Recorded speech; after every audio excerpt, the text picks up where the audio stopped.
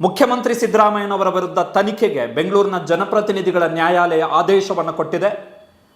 ಲೋಕಾಯುಕ್ತ ಪೊಲೀಸರಿಗೆ ಮುಖ್ಯಮಂತ್ರಿ ಸಿದ್ದರಾಮಯ್ಯನವರ ವಿರುದ್ಧ ಎಫ್ಐಆರ್ ದಾಖಲಿಸಿ ತನಿಖೆ ನಡೆಸುವಂತೆ ಬೆಂಗಳೂರಿನ ಜನಪ್ರತಿನಿಧಿ ನ್ಯಾಯಾಲಯದ ನ್ಯಾಯಾಧೀಶ ಸಂತೋಷ ಗಜಾನನ ಭಟ್ ಆದೇಶವನ್ನು ನೀಡಿದ್ದಾರೆ, ಸೂಚನೆಯನ್ನು ಕೊಟ್ಟಿದ್ದಾರೆ. ಜೊತೆಗೆ 3 ತಿಂಗಳ ಒಳಗಾಗಿ ಅಂದರೆ ಡಿಸೆಂಬರ್ 24ನೇ ತಾರೀಕಿನ ಒಳಗಾಗಿ ತನಿಖಾ ವರದಿಯನ್ನು ಸಲ್ಲಿಕೆ ಮಾಡುವಂತೆ ಸೂಚನೆಯನ್ನು ಕೊಟ್ಟಿದ್ದಾರೆ. ಹಾಗಾದರೆ ಬೆಂಗಳೂರಿನ ಜನಪ್ರತಿನಿಧಿಗಳ ನ್ಯಾಯಾಲಯದ ಆದೇಶ ಮತ್ತು ಅದರ ಆಧಾರದಲ್ಲಿ ಲೋಕಾಯುಕ್ತ ಪೊಲೀಸರು ದಾಖಲಿಸಬಹುದಾದಂತಹ ಎಫ್ಐಆರ್ನ ಬಳಿಕ ಮುಖ್ಯಮಂತ್ರಿ ಸಿದ್ದರಾಮಯ್ಯನವರ ಪತ್ನಿ ಪಾರ್ವತಿ ಸಿದ್ದರಾಮಯ್ಯ ಅವರು ಅರೆಸ್ಟ್ ಆಗ್ತಾರಾ?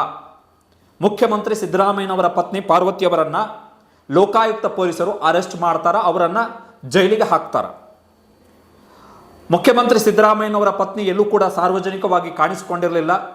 ಸಿದ್ದರಾಮಯ್ಯನವರ 40 ವರ್ಷದ ಸಾರ್ವಜನಿಕ ಜೀವನದಲ್ಲಿ 2013ರಿಂದ 2018ರವರೆಗೆ ಮುಖ್ಯಮಂತ್ರಿ ಸಿದ್ದರಾಮಯ್ಯನವರು ಮುಖ್ಯಮಂತ್ರಿ ಆಗಿದ್ದಂತಹ ಸಂದರ್ಭದಲ್ಲೂ ಕೂಡ ಎಲ್ಲೂ ಕೂಡ ಪಾರ್ವತಿ ಸಿದ್ದರಾಮಯ್ಯನವರು ಕಾಣಿಸಿಕೊಂಡಿರಲಿಲ್ಲ. 2023ಕ್ಕೆ 2ನೇ ಬಾರಿ ಮುಖ್ಯಮಂತ್ರಿ ಆದಾಗಲೂ ಕೂಡ ಪಾರ್ವತಿ ಸಿದ್ದರಾಮಯ್ಯನವರು ಕಾಣಿಸಿಕೊಂಡಿರಲಿಲ್ಲ. ವಿಶೇಷವಾಗಿ ಏನು ಅಂತ ಹೇಳಿದ್ರೆ ಅವರು ಮೈಸೂರಿನಲ್ಲಿ ಚಾಮುಂಡಿ ಬೆಟ್ಟದಲ್ಲಿ ದರ್ಶನಕ್ಕೂ ಕೂಡ ಕ್ಯೂನಲ್ಲಿ ಹೋಗ್ತಾರೆ ಎನ್ನುವಂಥದ್ದು ಮೈಸೂರಿಗರ ಮಾಹಿತಿ. ಸೊ ಅಂತಹ ಪಾರ್ವತಿಯವರಿಗೆ ಈಗ ಜೈಲಿಗೆ ಹೋಗುವಂತಹ ಪರಿಸ್ಥಿತಿ ಬರುತ್ತೆ. ಮುಖ್ಯಮಂತ್ರಿ ಸಿದ್ದರಾಮಯ್ಯನವರಿಗೆ 78 ವರ್ಷ. ಸೊ 78 ವರ್ಷದ ಸಿದ್ದರಾಮಯ್ಯನವರು 2ನೇ ಅವಧಿಯಲ್ಲಿ ಭ್ರಷ್ಟಾಚಾರದ ಆರೋಪವನ್ನು ಹೊತ್ತು ಆರೋಪಿಯಾಗಿ ಜೈಲಿಗೆ ಹೋಗುವಂತಹ ಸನ್ನಿವೇಶ ಏರ್ಪಡುತ್ತೆ. ಮೂಡ ವಿವಾದ ಏನಿದೆ ಇದರಲ್ಲಿ ಫಲಾನುಭವಿ ಯಾರು? ಮುಖ್ಯಮಂತ್ರಿ ಸಿದ್ದರಾಮಯ್ಯನವರ ಪತ್ನಿ ಪಾರ್ವತಿ ಸಿದ್ದರಾಮಯ್ಯನವರು. 2021ರಲ್ಲಿ ಮೂಡ ಮುಖ್ಯಮಂತ್ರಿ ಸಿದ್ದರಾಮಯ್ಯನವರ ಪತ್ನಿಗೆ 14 ಬದಲಿ ನಿವೇಶನಗಳನ್ನು ಹಂಚಿಕೆ ಮಾಡಲಿಕ್ಕೆ ನಿರ್ಧಾರವನ್ನು ತೆಗೆದುಕೊಳ್ಳುತ್ತೆ. 2022ರಲ್ಲಿ ಮುಖ್ಯಮಂತ್ರಿ ಸಿದ್ದರಾಮಯ್ಯನವರ ಪತ್ನಿಯ ಹೆಸರಲ್ಲಿ ಆ 14 ಬದಲಿ ನಿವೇಶನಗಳ ನೋಂದಣಿ ಆಗುತ್ತೆ. ಈ ಹಿನ್ನೆಲೆಯಲ್ಲಿ ಫಲಾನುಭವಿಯೇ ಆಗಿರೋದರಿಂದಾಗಿ ಪಾರ್ವತಿಯವರನ್ನು ವಿಚಾರಣೆಗೆ ಒಳಪಡಿಸುವ ಕಾರಣಕ್ಕೋಸ್ಕರ ಪಾರ್ವತಿಯವರ ಕಸ್ಟಡಿಯನ್ನು ಲೋಕಾಯುಕ್ತ ಪೊಲೀಸರು ಕೇಳ್ತಾರ. ಒಂದು ವೇಳೆ ಕಸ್ಟಡಿಯನ್ನು ಕೇಳಿದ್ರು ಅವರನ್ನು ಬಂಧಿಸಬೇಕು, ಅವರನ್ನು ವಶಕ್ಕೆ ಪಡೆದು ವಿಚಾರಣೆ ಮಾಡಬೇಕು ಎನ್ನುವಂತಹ ಅಭಿಪ್ರಾಯಕ್ಕೆ ಒಂದು ವೇಳೆ ಲೋಕಾಯುಕ್ತ ತನಿಖಾಧಿಕಾರಿ ಅಂದರೆ SP ಬಂದಂತಹ ಸಂದರ್ಭದಲ್ಲಿ, ಮೈಸೂರಲ್ಲಿ ಆಗಬೇಕಾಗಿರುವ ತನಿಖೆ ಇದು, ಅಂತಹ ಸಂದರ್ಭದಲ್ಲಿ ಪಾರ್ವತಿಯವರನ್ನು ಅರೆಸ್ಟ್ ಮಾಡುವಂತಹ ಸಾಧ್ಯತೆ ಇದೆ.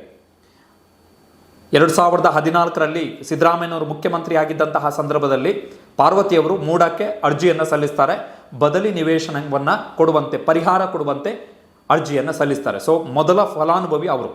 ಆ ಹಿನ್ನೆಲೆಯಲ್ಲಿ ಈ ತನಿಖೆಗೆ ಆದೇಶವನ್ನು ಕೊಡಲಾಗಿರುವಂಥದ್ದು. ಹೈಕೋರ್ಟ್ ತೀರ್ಪಿನಲ್ಲೂ ಕೂಡ ಅದೇ ಇರುವಂಥದ್ದು, ಪ್ರಭಾವವನ್ನು ಬಳಸಿರ್ಬೋದು ಎನ್ನುವಂಥ ಆಧಾರದಲ್ಲಿ ತನಿಖೆ ಆಗಬೇಕೆನ್ನುವಂಥ ಅಭಿಪ್ರಾಯವನ್ನು ಹೈಕೋರ್ಟ್ ವ್ಯಕ್ತಪಡಿಸಿದೆ.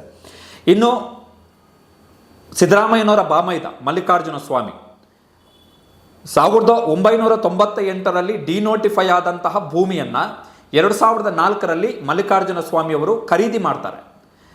ಹೈಕೋರ್ಟ್ ನಿನ್ನೆ ತನ್ನ ತೀರ್ಪಿನಲ್ಲಿ ಹೇಳಿದೆ, ಡಿನೋಟಿಫೈ ಆದಂತಹ ಲ್ಯಾಂಡನ್ನು ಹೈಕೋರ್ಟ್ ನಿನ್ನೆ ತನ್ನ ತೀರ್ಪಿನಲ್ಲಿ ಹೇಳಿದೆ, ಮೂಡಾದ ವಶದಲ್ಲಿದ್ದಂತಹ ಭೂಮಿಯನ್ನು ಮಲ್ಲಿಕಾರ್ಜುನ ಸ್ವಾಮಿಯವರು ಹೇಗೆ ಖರೀದಿ ಮಾಡಿದರು ಎನ್ನುವಂತಹ ಪ್ರಶ್ನೆಯನ್ನು ನಿನ್ನೆ ಹೈಕೋರ್ಟ್ ಕೇಳಿರುವಂಥದ್ದು ತನ್ನ ತೀರ್ಪಿನಲ್ಲಿ.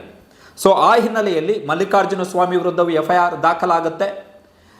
1998ರಲ್ಲಿ ತಾನು ಶಿಕ್ಷಕನಾಗಿದ್ದಾಗಿಯೂ ಕೂಡ ನನಗೆ ಇದೊಂದೇ ಭೂಮಿ ನನ್ನ ಆದಾಯದ ಆಧಾರ ಎನ್ನುವಂತಹ ಸುಳ್ಳು ಮಾಹಿತಿಯನ್ನು ಕೊಟ್ಟರು. ತನ್ನ ಸಹೋದರನಿಗೆ ಈ ಭೂಮಿಯ ಮೇಲಿನ ಹಕ್ಕನ್ನು ಬಿಟ್ಟು ಕೊಟ್ಟಾಗಿಯೂ ಕೂಡ ಡಿನೋಟಿಫಿಕೇಶನ್ ಮಾಡುವಂತೆ ದೇವರಾಜು ಅರ್ಜಿಯನ್ನು ಸಲ್ಲಿಸಿದ್ರು ಎನ್ನುವಂಥ ಕಾರಣಕ್ಕೋಸ್ಕರ ದೇವರಾಜು ವಿರುದ್ಧವೂ ಕೂಡ ಈಗ ತನಿಖೆ ಆಗಬೇಕಾಗತ್ತೆ. ಅವರನ್ನು ಕೂಡ ಆರೋಪಿಯನ್ನಾಗಿ ಈ ಪ್ರಕರಣದಲ್ಲಿ ಮೆನ್ಷನ್ ಮಾಡ್ತಾರೆ.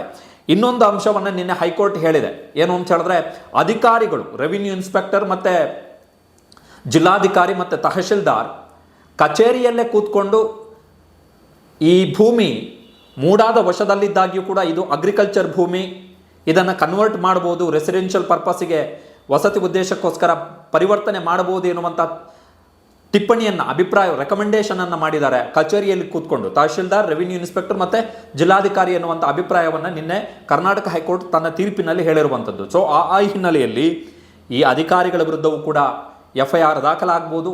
ಮೂಡಾದವರು ಮುಖ್ಯಮಂತ್ರಿಗಳ ಪತ್ನಿಗೆ ನಿವೇಶನವನ್ನು ಹಂಚಿಕೆ ಮಾಡುವ ಸಂಬಂಧ ನಿರ್ಧಾರವನ್ನು ತೆಗೆದುಕೊಂಡಿದೆ. 1991ರಲ್ಲಿದ್ದಂತಹ ನಿಯಮ ಹೈಕೋರ್ಟ್ ತನ್ನ ತೀರ್ಪಿನಲ್ಲಿ ನಿನ್ನೆ ಮೆನ್ಷನ್ ಮಾಡಿರೋ ಪ್ರಕಾರ 3 ಎಕರೆಗಿಂತ ಜಾಸ್ತಿ ಭೂಮಿ ಏನಾದರೂ ಅಕ್ವೈರ್ ಮಾಡ್ಕೊಂಡಿದ್ರೆ ಆವಾಗ 40x60 ಈ ವಿಸ್ತೀರ್ಣದ 2 ಸೈಟುಗಳನ್ನು ಕೊಡಬೇಕು. ಆದರೆ 14 ಸೈಟುಗಳನ್ನು ಕೊಡಲಿಕ್ಕೆ ಮೂಡಾದವರು ನಿರ್ಧಾರ ಕೈಗೊಂಡಿದ್ದಾರೆ ಎನ್ನುವಂಥ ನಿರ್ಧಾರವನ್ನು ತೆಗೆದುಕೊಂಡಿದ್ದಾರೆ. ಇದು ಕೂಡ ಕಾನೂನು ಬಾಹಿರ ಎನ್ನುವಂಥ ಅಂಶವನ್ನು ನಿನ್ನೆ ಹೈಕೋರ್ಟ್ ಹೇಳಿದೆ. ಸೊ ಮೂಡಾದ ಅಧಿಕಾರಿಗಳು ಅಂತ ಹೇಳಿದ್ರೆ ಆ ಸಂದರ್ಭದಲ್ಲಿ ಯಾರು ಆಯುಕ್ತರಾಗಿದ್ರು ಅವರ ವಿರುದ್ಧವೂ ಕೂಡ FIR ದಾಖಲಾಗುವಂತಹ ಸಾಧ್ಯತೆ ಇದೆ. ಸೊ ಮುಖ್ಯಮಂತ್ರಿ ಸಿದ್ದರಾಮಯ್ಯನವರ ಪತ್ನಿ, ಮುಖ್ಯಮಂತ್ರಿ ಸಿದ್ದರಾಮಯ್ಯನವರ ಬಾಮೈದ ಮಲ್ಲಿಕಾರ್ಜುನ ಸ್ವಾಮಿ, ಭೂಮಿಯನ್ನು ಮಾರಾಟ ಮಾಡಿದಂತಹ ದೇವರಾಜು, ಮೂಡಾದ ಅಧಿಕಾರಿಗಳು ಮತ್ತು ಈ ಭೂ ಪರಿವರ್ತನೆಗೆ ವರದಿಯನ್ನು ಕೊಟ್ಟಂಥ ಅಧಿಕಾರಿ, ಅದರಲ್ಲಿ ಮೈಸೂರಿನ ಜಿಲ್ಲಾಧಿಕಾರಿ ಆಗಿದ್ದಂತಹ ಕುಮಾರ್ ನಾಯಕ್ ಅವರು ಈಗ ರಾಯಚೂರು ಲೋಕಸಭಾ ಕ್ಷೇತ್ರದ ಕಾಂಗ್ರೆಸ್ನ ಸಂಸದರು. ಸೊ ಅವರ ವಿರುದ್ಧವೂ ಕೂಡ ಕ್ರಮ ಕೈಗೊಳ್ಳಲಿಕ್ಕೆ ಅವಕಾಶಗಳಿದೆ ಇಲ್ಲಿ. ಇನ್ ಕೇಸ್ ನಾವು ಯಾಕಂತ ಹೇಳಿದ್ರೆ ಡಿನೋಟಿಫಿಕೇಷನ್ನೇ ರಾಂಗ್ ಅಂತ ಹೇಳಿದೆ ಹೈಕೋರ್ಟ್ ನಿನ್ನೆ. ಡಿನೋಟಿಫಿಕೇಷನ್ನೇ ಕಾಂಟ್ರರಿ ಟು ದಿ ಲಾ ಅಂತ. ಭೂಮಿಗೆ ಕೊಡಬೇಕಾಗಿರುವಂಥ, ಸ್ವಾಧೀನಪಡಿಸಿಕೊಂಡಂಥ ಭೂಮಿಗೆ ಕೊಡಬೇಕಾಗಿರುವಂತಹ ಪರಿಹಾರವನ್ನು ಸಿವಿಲ್ ಕೋರ್ಟ್ನಲ್ಲಿ ಇಟ್ಟ ಬಳಿಕ ಆ ಭೂಮಿಯನ್ನು ಡಿನೋಟಿಫೈ ಮಾಡಿದ್ದು ತಪ್ಪು.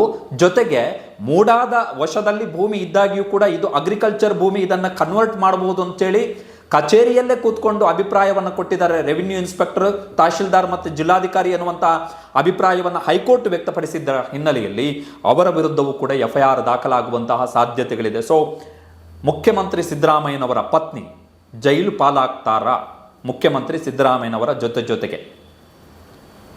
ಇದು ಇರುವಂತಹ ಪ್ರಶ್ನೆ. ಕಾನೂನಾತ್ಮಕ ಹೋರಾಟಗಳಿಗೆ ಸಾಕಷ್ಟು ಅವಕಾಶಗಳಿದೆ. ಬಟ್ ವಿದಿನ್ 24 hours ಬೆಂಗಳೂರಿನ ಜನಪ್ರತಿನಿಧಿಗಳ ನ್ಯಾಯಾಲಯದಿಂದ ಆದೇಶ ಹೊರಬಿದ್ದಿರುವಂಥದ್ದು. Within 24 hours. ಸೊ ಸಿದ್ದರಾಮಯ್ಯನವರು ಹೈಕೋರ್ಟ್ನ ಆದೇಶದ ವಿರುದ್ಧ ಕರ್ನಾಟಕ ಹೈಕೋರ್ಟ್ನ ದ್ವಿಸದಸ್ಯ ಪೀಠಕ್ಕೆ ಅಥವಾ ಸುಪ್ರೀಂ ಕೋರ್ಟಿಗೆ ಮೇಲ್ಮನವಿ ಸಲ್ಲಿಕೆ ಮಾಡುವುದಕ್ಕಿಂತಲೂ ಮುಂಚೆ ಬೆಂಗಳೂರಿನ ಜನಪ್ರತಿನಿಧಿಗಳ ನ್ಯಾಯಾಲಯ ತನ್ನ ಆದೇಶವನ್ನು ಪ್ರಕಟಿಸಿ ತನಿಖೆಗೆ ಆದೇಶವನ್ನು ಕೊಟ್ಟಿದೆ. ಈಗ ಅನಿವಾರ್ಯವಾಗಿ ಲೋಕಾಯುಕ್ತ ಪೊಲೀಸರು FIR ದಾಖಲು ಮಾಡಿಕೊಳ್ಳಲೇಬೇಕಾಗುತ್ತೆ ಒನ್ಸ್ ಕಂಪ್ಲೇಂಟ್ ಅಲ್ಲಿ ಬಂದ ತಕ್ಷಣ. So big set back ಸಿದ್ದರಾಮಯ್ಯನವರಿಗೆ.